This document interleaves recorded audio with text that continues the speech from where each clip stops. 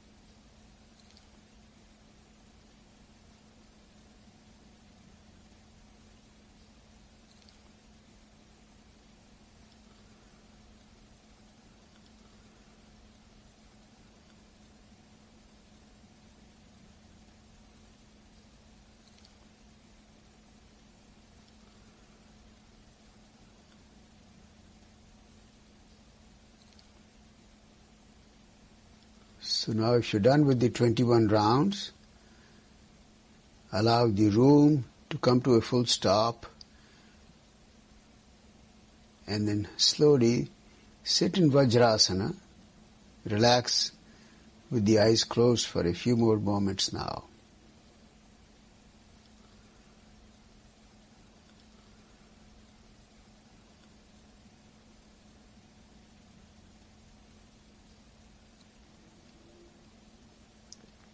So that was the Tibetan rite number 1. We just call it the twirling around yourself.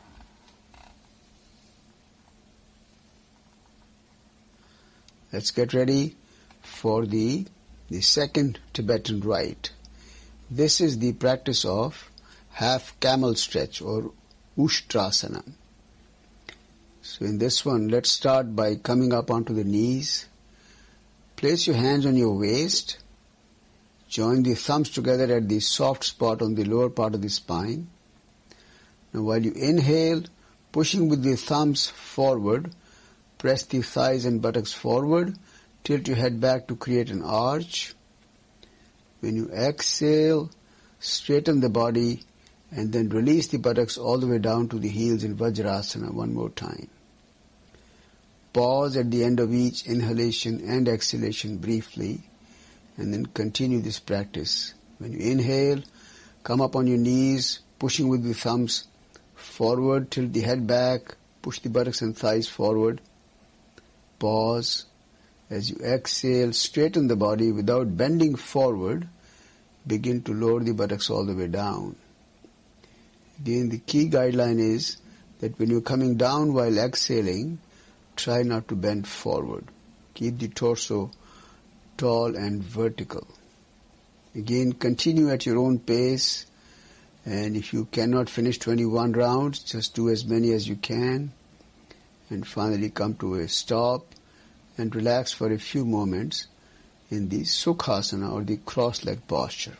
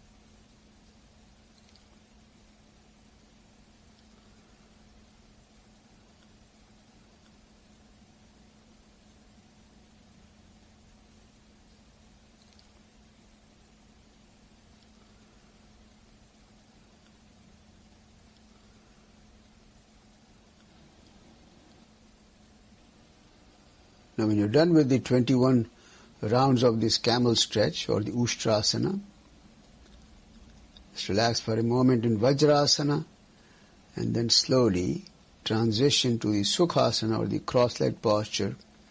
Stay there with the eyes closed for a few more moments.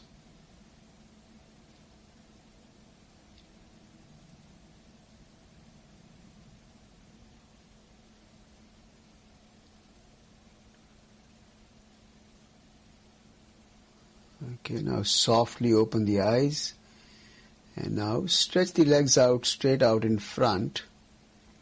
And before we move on to the Tibetan rite number 3, we'll just do a gentle stretch of our own. This is a traditional seated forward bending stretch called the Paschimottanasana.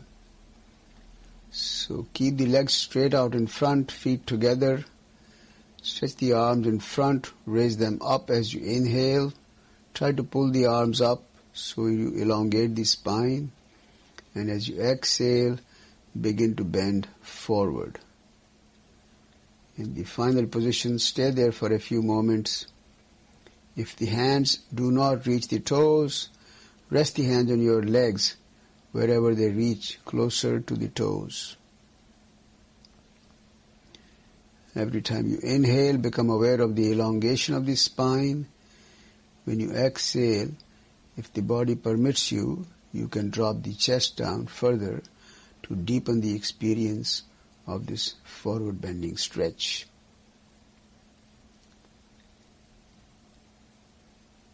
And now with the next inhalation, stretch the arms out in front, raise them up, and then slowly as you exhale, release the arms down. Relax for a moment or two. And now we are ready to continue with the Tibetan rite number 3. This is what we call the tabletop position.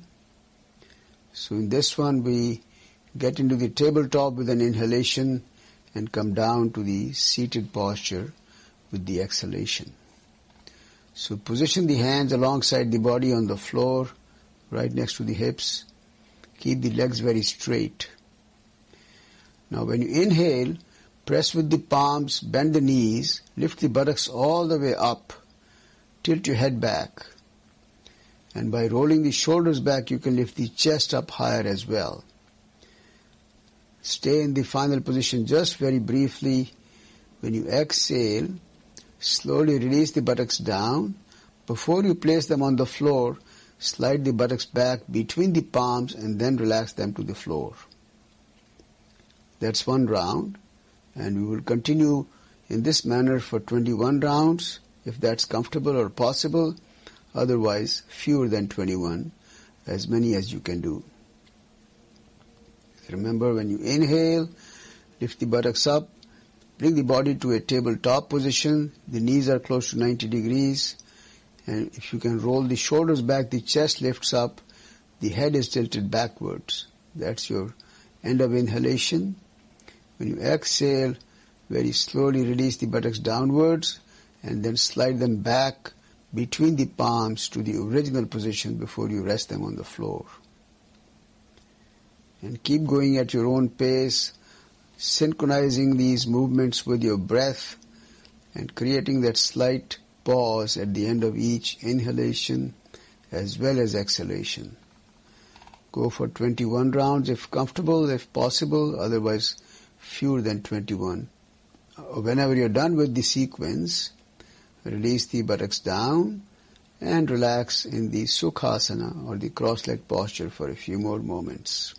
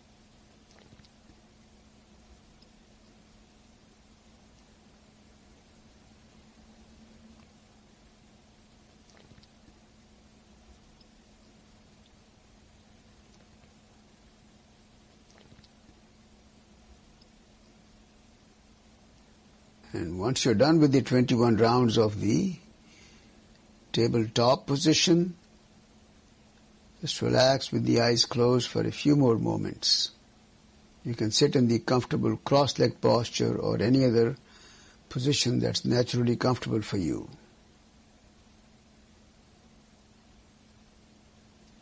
And now we'll get ready for the Tibetan rite number 4. So lie down on your back and relax in the shavasana for the next few moments.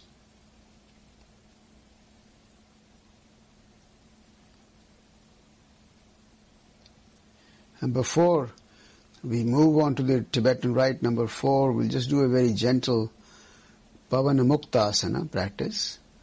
So let's start with the right leg. Keep the left leg straight on the ground. Fold the right knee. Hold the shin with the two hands. Now as you exhale, lift the head up, lower the chin down to the chest, and gently guide the knee closer to the forehead.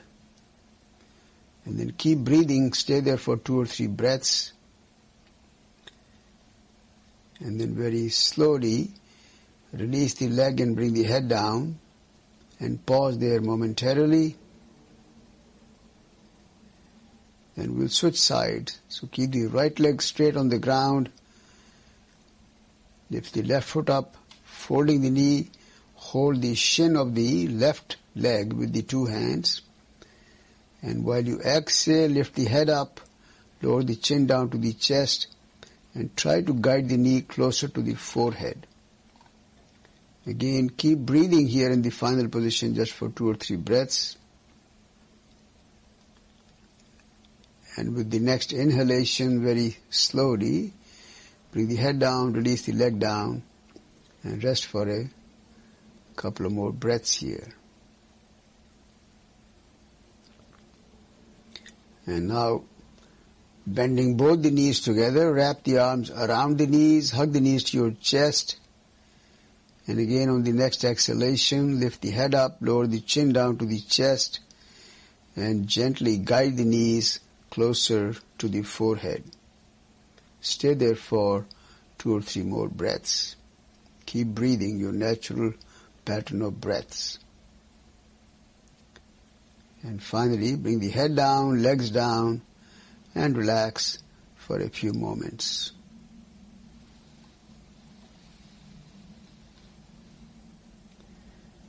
And now we are ready for the Tibetan rite number 4.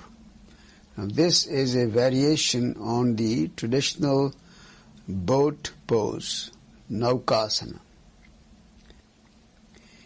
In this variation of the boat pose, we keep the arms alongside the body, palms facing each other, and we'll keep the legs straight throughout. So we do not bend the knees in this entire exercise. Now when you inhale, lift the head up and the legs up. Remember, it is more important to bring the legs up to a full vertical position, with the toes pointing downwards and heels and the knees pressed away from you. And then once the legs are vertical, lift the head also up as high as it's comfortable.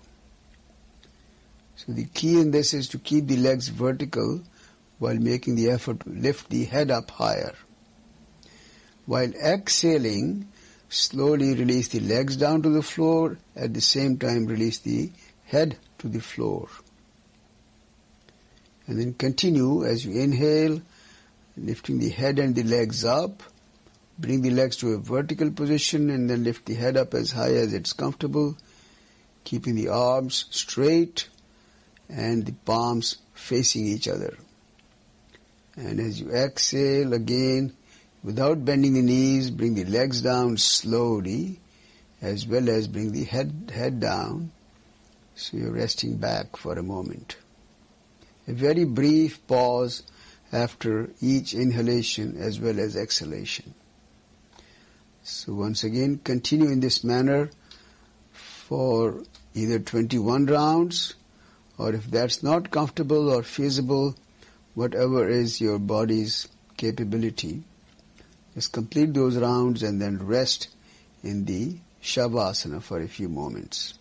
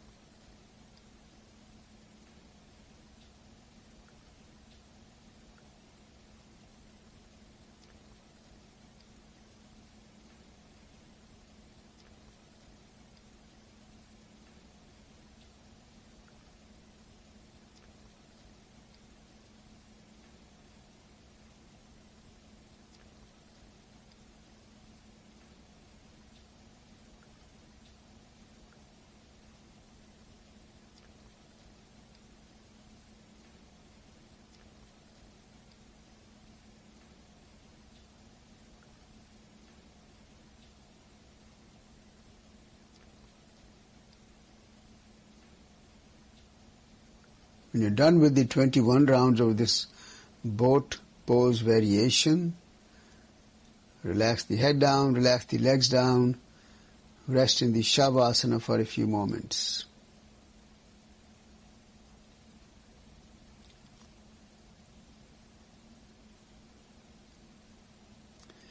And to get ready for the Tibetan rite number 5, just roll over onto your abdomen, lie down on your belly, and relax in that position for a few moments.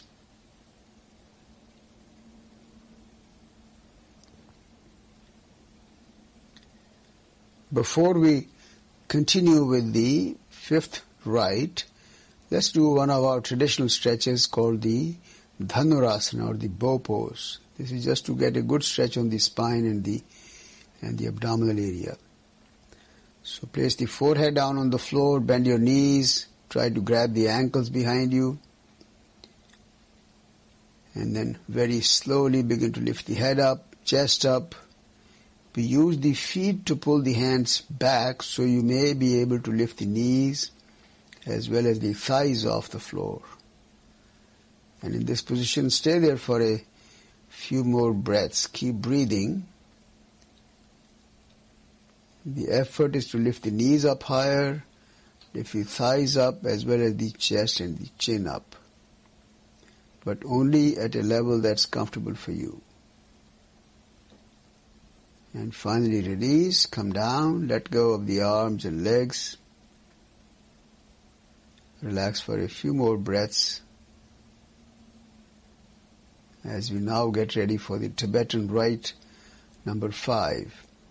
Now this is simply a combination of the upward facing dog and the downward facing dog. And we do that synchronized with our proper breathing sequence.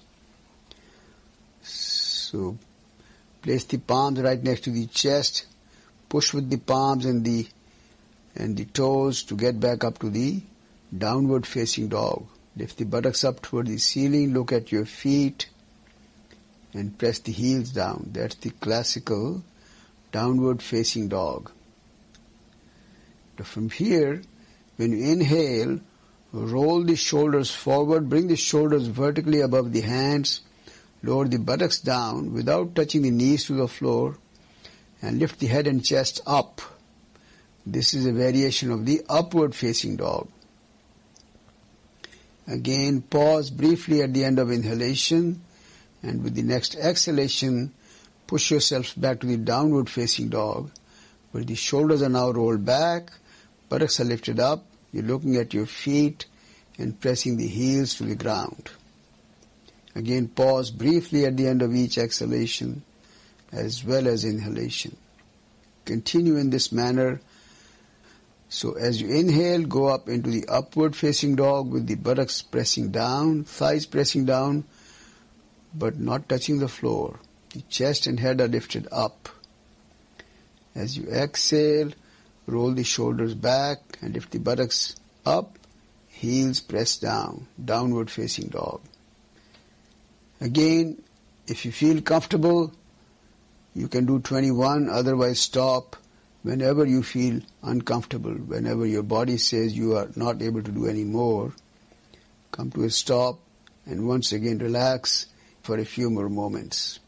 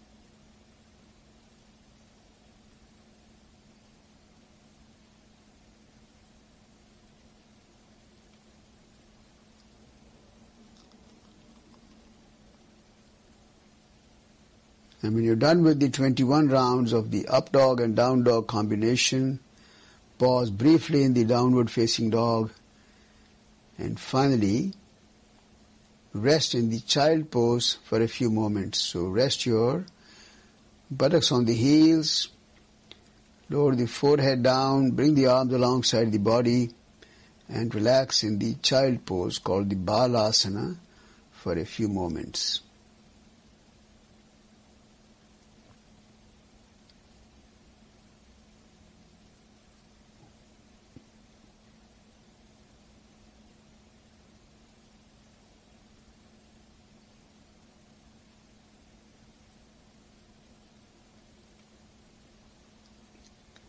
And now you can come back up and lie down in the shavasana and relax in the shavasana for a few more moments. This completes our practice of the 5 Tibetan rites. Enjoy the shavasana for whatever duration you're comfortable with. I thank you for watching this video. I hope you will enjoy practicing with me. As always, I'd love to hear your feedback or comments, and I hope to see you back for a future video. Namaste, and have a wonderful day.